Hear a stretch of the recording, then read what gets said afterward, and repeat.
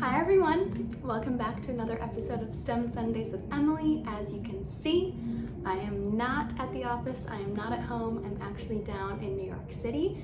You can probably hear that I'm in New York City too because I am filming from my hotel room here in Manhattan. I'm down here this weekend doing some fun things related to the upcoming pageant I'm competing in, the Miss New York USA pageant. So it's a fun weekend, a quick weekend trip for me. And unfortunately, in the rush of packing and making sure I was down here on time, I did forget to bring all of the materials related to this week's activity. So I do want to apologize that I don't have any physical activities or physical materials here with me today. Hopefully you can follow along at home just by listening to what I'm saying and following the steps that I'll lay out a little bit. But we are going to incorporate the edible component at home. And hopefully you guys can do that at your houses or wherever you do these activities. I don't have any of the materials, so we'll just have to pretend that I have them here with me. So we are going to talk about nutrition today, and that's how the edible component gets incorporated in, because you can do this with any snack, with any meal, anything that you eat. This topic it plays right in. So food and nutrition go hand in hand. And personally, this has been a big topic for me lately, just focusing more on what I'm putting into my body, what nutrition I'm putting into my body, and how I can be a little bit stronger, a little bit more on top of everything that's happening, and it all goes back to nutrition. So talking about nutrition, I've been learning, like I said, a lot about this courtesy of my gym, Metabolic Liverpool, a little shout out there. But I've been participating in their macros program, and macros is just an abbreviation for macronutrients. So a macronutrient, there are 3 of them that we'll talk about today: protein, carbohydrates, and fats.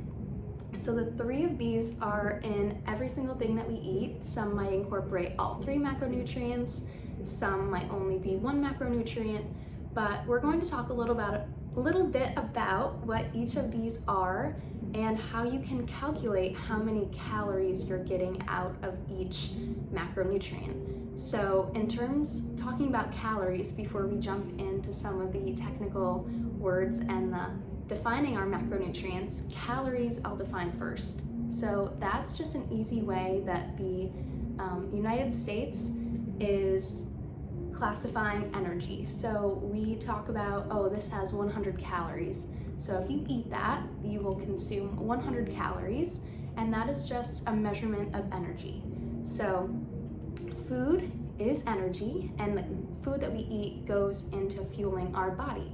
So like you put gas in a car, that is what helps the car run and the energy that it needs to keep the car running. It's the same with us. Everything that we eat, food, drinks, all of that goes into our nutrition. It gives us energy, it contains calories, and if you want to look at how many calories you're burning versus how many calories you're consuming, you can see if you're eating more than your body needs, less than your body needs, which isn't good, or just the right amount and you're maintaining everything that you need to be healthy and happy.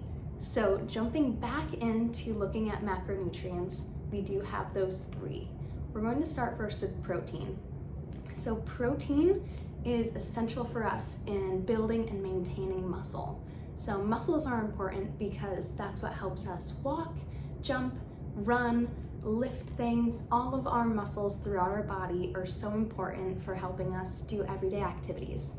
So protein, if you're looking for good sources of protein, that's going to come from meats, beans, legumes, all of those sorts of, when you think of like, oh, I really want to get some protein, there are really good protein shakes and protein powders that have come out recently, but your traditional forms of protein are going to come from steak, chicken, fish, soy, like tofu, and protein powders. So all of those are important for helping us build and maintain muscle. And then looking at the calorie side of protein, each gram of protein has 4 calories per gram. So if you have something that is 20 grams of protein, you're getting 4 times that in calories. so 80 calories. Now moving on to carbs, or carbohydrates is the formal name. Those are important for our main source of energy. So when we're burning off energy, whether that's by running, exercising, just the basic functions of our body, even just keeping our heart beating requires energy. So that will mostly come from our carbohydrate intake. So main sources of carbs are going to be, not protein, we just talked about protein. Main sources of carbs are going to be your pastas, breads, potatoes. Sugar is a type of carbohydrate, which obviously isn't the best, but it is a form of carbohydrates. So all of those go into fueling our body. And again, that's important because we want to have the energy to get through the activities in each day and be able to perform them the best that we can. So again, looking at calorie intake, same as protein. So 1 gram of carbs is going to equal 4 calories per gram.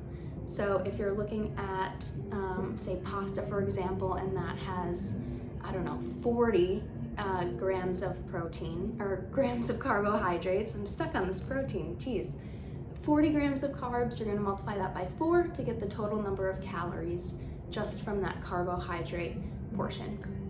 So the last macronutrient is fats, and fats are important because our body isn't able to make the essential fats needed. So if we don't eat the fats, we're not going to get them any other way. It's not like our body can produce these essential fats. So that's why we need to eat fat in our diet. Sometimes people are a little bit scared of fat, but they are important to eat in terms of keeping our skin nice and healthy and regulating hormones and things within our body. So they are important to eat, and good sources of fats come from oils, nuts, butter is a classic fat, things like that that are really good for our body. And fat is a little bit different than the other 2 macronutrients in terms of calories. There are 9 calories per gram of fat. So if you have 10 grams of fat, say in a cupcake, because that has butter and oil in it, the 10 grams of fat from those fun, yummy ingredients, you'll multiply that by 9. So there will be 90 calories in 10 grams of fats. So a fun activity, and what I was going to show today was I had a bunch of different things that I bought from the store in my pantry, like a box of pasta. I think I had a piece of candy that I picked up in the aisle. I had the chicken that I eat every week. We are going to look at the nutrition labels and go through the 3 macronutrients in each item and see if it matched the calories listed. So if you just have the total number of grams of macronutrients, you can go through, multiply by 4 for carbohydrates and protein, and then multiply by 9 for fats, and then see if that number for calories matches the calories listed on the nutrition label. So it's just a fun way to incorporate some math and multiplication, specifically into learning a little bit about food science. So try that at home, go through your pantry, and you can do this whenever you're eating. If you want to get involved in the kitchen and cooking up some fun lunches or dinners or even desserts, you can go through each ingredient and go through this process and see how many calories you're eating in your food. So I'm so sorry I don't have any visual representation here today, but hopefully my explanation is enough to get you guys going at home. So I did want to talk a little bit about next week, because I think next week is going to be one of my favorites for a number of reasons. So next week is Father's Day, next Sunday. And for those of you that don't know, my dad actually passed away last Father's Day. He was out riding on his motorcycle enjoying a great Father's Day ride, and he was hit and passed away. So it's a tough day for me, but also bittersweet. So I wanted to honor him in a really fun way and incorporate STEM, but also incorporate our edible component too. So he was a big sweets guy, So we're going to incorporate one of his favorite summer treats and learn a little bit about buoyancy. So if you don't know what that means or are just excited for another fun, yummy, edible STEM project, tune in next week and we'll learn a little bit more about another STEM topic. So stay tuned for that.